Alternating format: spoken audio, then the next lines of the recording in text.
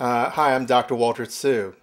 I like to tell two stories actually about health policy in this country, and it deals with a very simple procedure called dialysis. Now, it turns out that my wife is a nephrologist, so I hear many of these stories from her.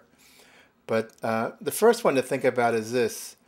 Have you ever thought about how you get on dialysis in America? The way you end up getting on dialysis is because you've basically killed all your kidneys and they no longer work, and you need to have dialysis to substitute for your kidneys. And it's fully paid for then by the Medicare program. Now, here's the irony about that. We don't pay for prevention for high blood pressure, for controlling your diabetes, for all the things that we could know that can prevent end-stage renal disease. But somehow or another, after we actually fry your kidneys, then we actually say, okay, now you're worthy enough to be on the Medicare program, and now we're going to put you on dialysis, the simple, most expensive thing that we can possibly do in our healthcare system. That's how crazy the system is today. And one of the reasons why not only do we need to fix our healthcare system, but we need something like a single-payer system for this country.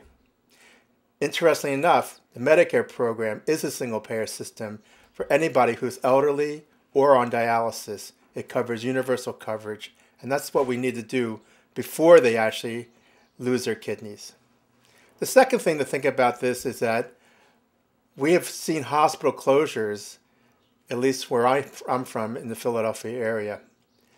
And the irony about this is that hospitals that actually have closed also have associated dialysis units that go with them. And those dialysis units actually survive even though the hospitals themselves close. What's the difference? The difference is that even though the patients come from the same exact neighborhoods from that actually ended up closing the hospitals because those people had such bad health insurance, the people on dialysis all have universal coverage under Medicare.